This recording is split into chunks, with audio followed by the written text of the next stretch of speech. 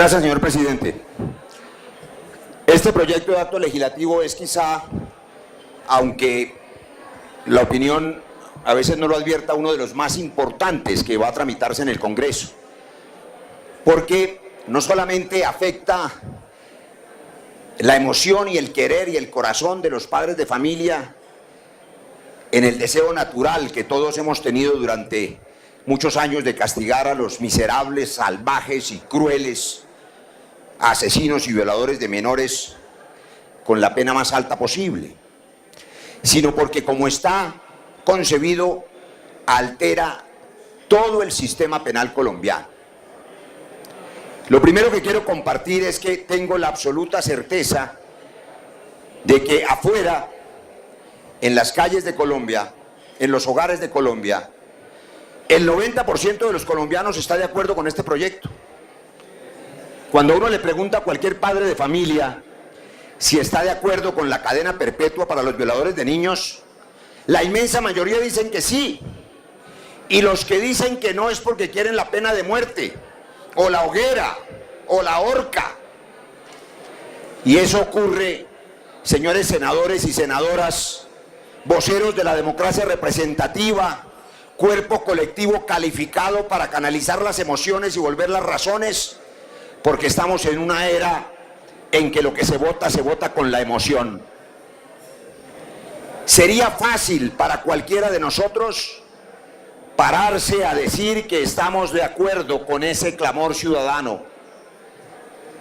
Sin embargo, los dirigentes responsables y sensatos, los demócratas, los demoliberales, los que creemos en el humanismo, tenemos una obligación: explicarle a los padres de familia de Colombia que el proyecto de acto legislativo que es traído hoy no solo, óiganme bien, no solo no satisface el clamor ciudadano de castigar a los más oprobiosos delincuentes, sino que implica una rebaja de penas potencial en la práctica frente a lo que hay hoy.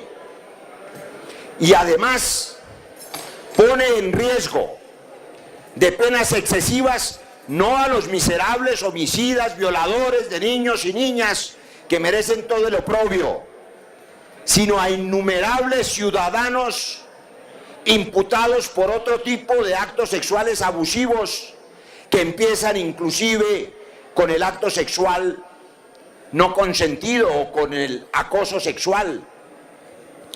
Voy a decirles claramente de qué manera este proyecto sería un error, de qué manera este proyecto respondería solamente a las emociones y de qué manera no resulta necesario. Les habla el autor de la ley que hace ya 11 años aumentó en Colombia las penas hasta por 60 años de cárcel a los criminales, violadores y asesinos de niñas que concursan en esos delitos. Es la ley 1236 del 2008. Les quiero confesar que los compañeros míos de la Comisión Primera de la Cámara en esa época, que me acompañaron en la emoción justa, válida de castigar a esos miserables con esta ley, fracasamos. Este es el cuadro que muestra el efecto de mi ley, de la ley de todos, de la ley con la que se castiga hoy a esos miserables.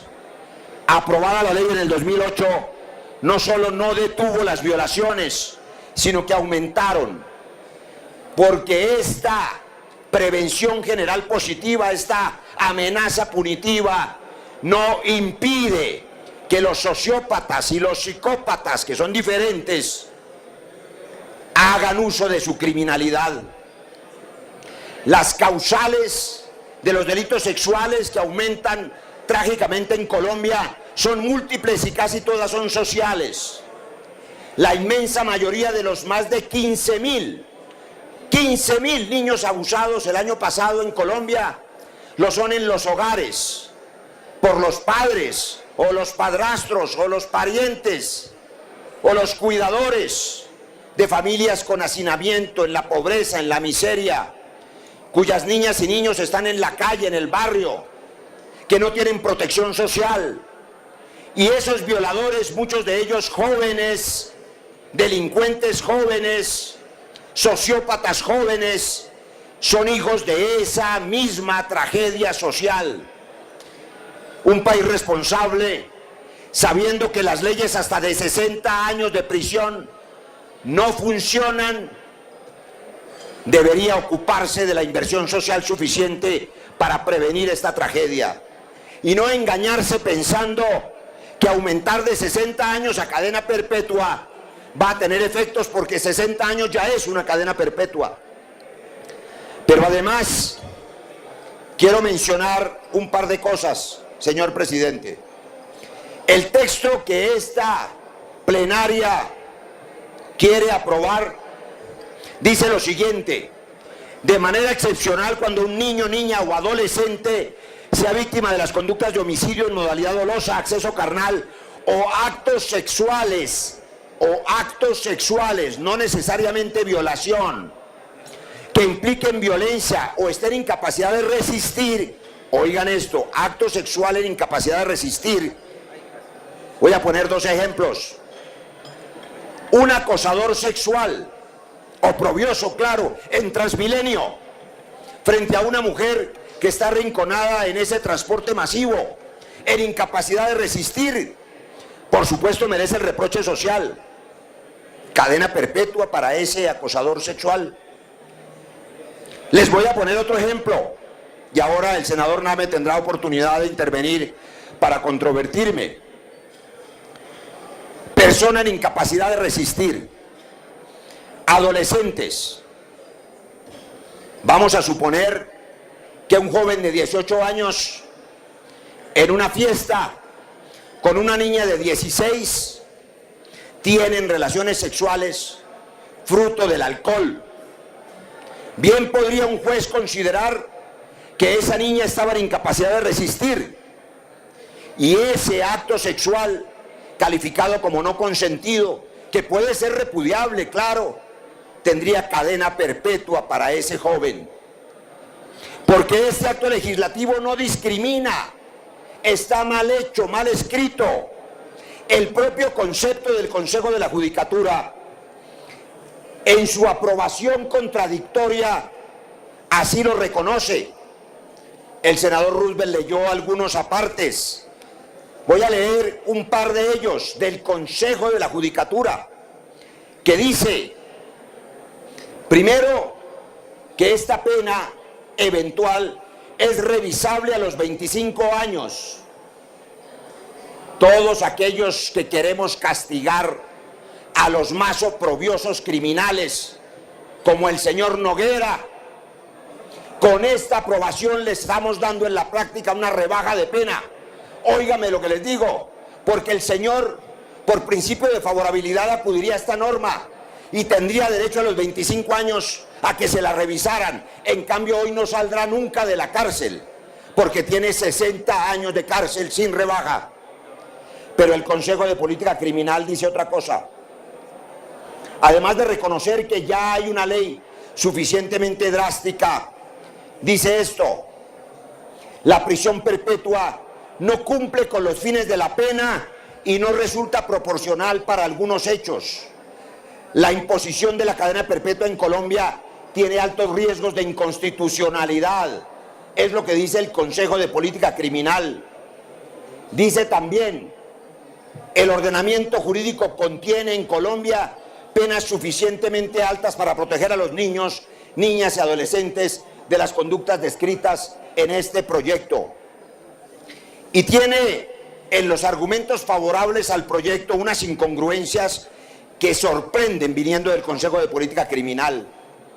Dice, por ejemplo, el proxenetismo agravado cuando se trata de un menor de 14 años. No es cierto. La incongruencia de este proyecto deja por fuera ese delito. También deja por fuera la tortura, la esclavización con fines sexuales, la trata de personas, el secuestro. Es mentira que con esto se castiga a los secuestradores de niños. ¿De qué manera podemos pensar que el que esclaviza mujeres para venderlas y esclaviza niñas para venderlas tiene menos pena que aquel joven adolescente en una fiesta que comete el oprobioso acto de tener actos sexuales con una niña de 16 años y que es condenado porque ese acto fuese no consentido? Aquí hay, en la redacción del proyecto, unos ejemplos claros. ¿Qué delitos ustedes, señores senadores y senadoras y padres de familia? Si estamos hablando de Noguera y de criminales como Garavito, estamos de acuerdo, para ellos ya hay 60 años. Pero voy a decirles para quiénes estamos hablando las penas. El homicidio en modalidad dolosa tiene hoy una pena hasta de 50 años. Sin revisión, con este proyecto tendría revisión a los 25 años. El homicidio por piedad, debate complejo porque es la eutanasia. Con este proyecto tendría cadena perpetua. El delito de violación, acceso carnal violento, tiene 30 años de prisión. Hoy, sin concurso de otros delitos. Este proyecto lo hace revisar a 25. Pero hay otros. El acto sexual violento. ¿Qué es un acto sexual violento? Sin penetración, sin violación. Por ejemplo, un sociópata, y excúsenme los padres de familia ser tan crudo, pero de eso se trata, que masturbe o se masturbe en público, abusando de la honra de una mujer, que la manosee, que la toquetee, que tenga con ella en incapacidad de resistir este tipo de actos sexuales, que son actos sexuales abusivos y que hoy se castigan con penas entre 16 y 30 años de cárcel, tendrían cadena perpetua. Ni siquiera excluye el acoso sexual, que bien puede ser físico, que puede incluir el manoseo. Claro que es repudiable el acoso sexual, por supuesto que hay que castigarlo. ¿Van ustedes a llenar los juzgados de Colombia con peticiones de cadena perpetua para ese tipo de prácticas? No hay ninguna discriminación en el acto legislativo, pero además es inconstitucional. Desde la Constitución del 91 está claro que no puede haber este tipo de penas. Y los autores, con buena fe, cometieron otro error inconstitucional que ya lo hace imposible de aprobar. No corrigieron el artículo 28 de la Constitución Política, que dice: en ningún caso podrá haber detención, prisión ni arresto por deudas, ni penas y medidas de seguridad imprescriptibles. ¿Cuál es el espíritu constitucional de esta norma? Que no puede haber perpetuidad. Senador Roy, en la sanción. Regáleme 2 minutos más. 2 minutos, por favor. Este proyecto, entonces, si ustedes le suman un hecho, desgraciadamente en Colombia, el problema no es la pena. Ya dijimos que es la prevención social, pero además es la impunidad. ¿Saben cuántos denunciados por abuso sexual son condenados? El 4%. Hay 96% de impunidad con las leyes que hay hoy, incluida aquella de la que soy autor, que los castiga con esos 60 años de prisión. Yo propuse en esa época sanciones muy drásticas, lo que llaman la castración química, la inhibición hormonal de los violadores para evitar la reincidencia. No fue aprobada. Pero normas para evitar la reincidencia hay muchas. No esta, que no logra que el aparato judicial nada hace, pueda verdaderamente capturar a los responsables. ¿Dónde están los responsables de los 15.000 abusos del año pasado, cuando son muchas veces familiares cercanos? Castigo para ellos, sí, castigo proporcional.